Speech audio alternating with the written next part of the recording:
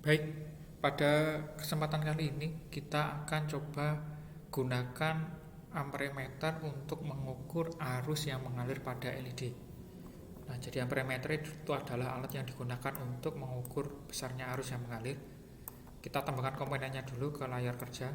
Ada project board, ada Arduino Uno R3, kemudian ditambah ada LED dan resistor sama saklar, switch, sama komponen yang kita gunakan pada pembelajaran atau pertemuan kali ini, yaitu amperemeter.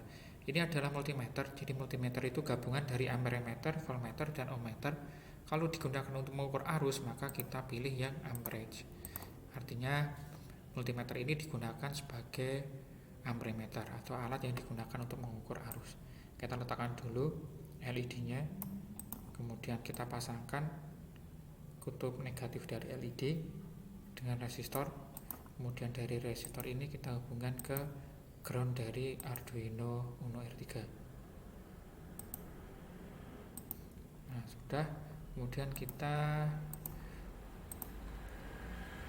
warnai dengan warna hitam kabelnya biar menunjukkan bahwa ini adalah ground.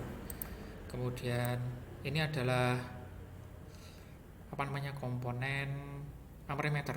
Nah, kita letakkan di, kalau kita mengukur arus dengan menggunakan amperemeter, maka amperemeter ini harus dirangkaikan secara seri dengan LED. Nah, kita letakkan di sini aja. Kemudian ini adalah switch atau saklarnya. Oke, seperti ini. Sudah, kemudian kita tinggal rangkaikan. Nah, untuk alurnya gini. Kita pertama hubungkan kasih kabel dulu di 5 volt. Nah, 5 volt ini. Kemudian dari 5 volt dari Arduino Uno ini kita hubungkan ke kaki common dari saklar. Nah, kaki commonnya yang mana? Yang tengah. Oke, gini. Kita kasih di sini warnanya kabelnya merah. Jadi dari 5 volt kutub positif ke common. Nah, dari common ini tidak langsung ke LED, tetapi ke positif dari amperemeter. Amperemeter positif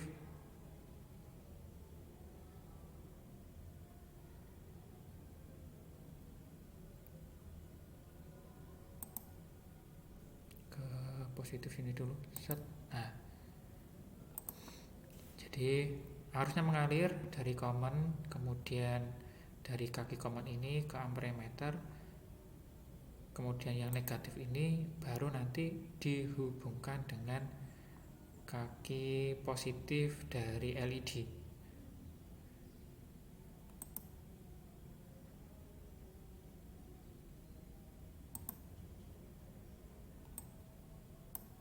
Nah, gini. Dari LED baru ke ground. Jadi alurnya seperti ini. Kita coba untuk run simulasinya, tapi di sini hambatannya kita ganti dulu, misalkan 1 ohm.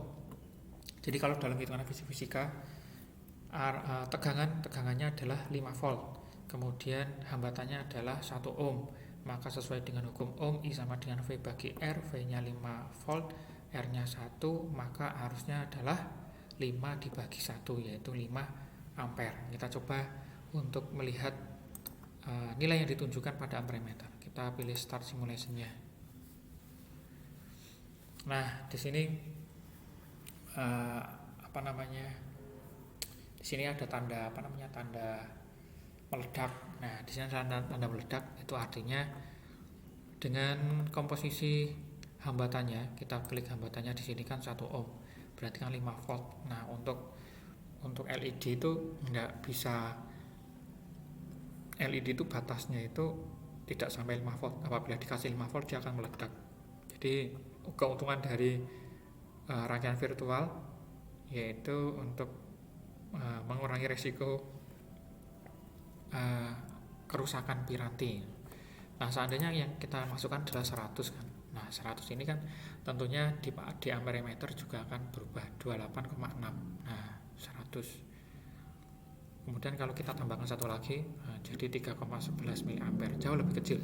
Tapi dalam hitungan fisika kan harusnya pasti, misalkan yang pasti itu ketika 5 volt ini dipakai atau dikeluarkan dengan hambatan 1000 ohm, berarti kan 5 bagi 1000. 5 bagi 1000 itu kan harusnya 5 kali 10 pangkat min 3 atau 5 mA. Tapi pada kenyataannya amperemeter menunjukkan angka yang lebih kecil.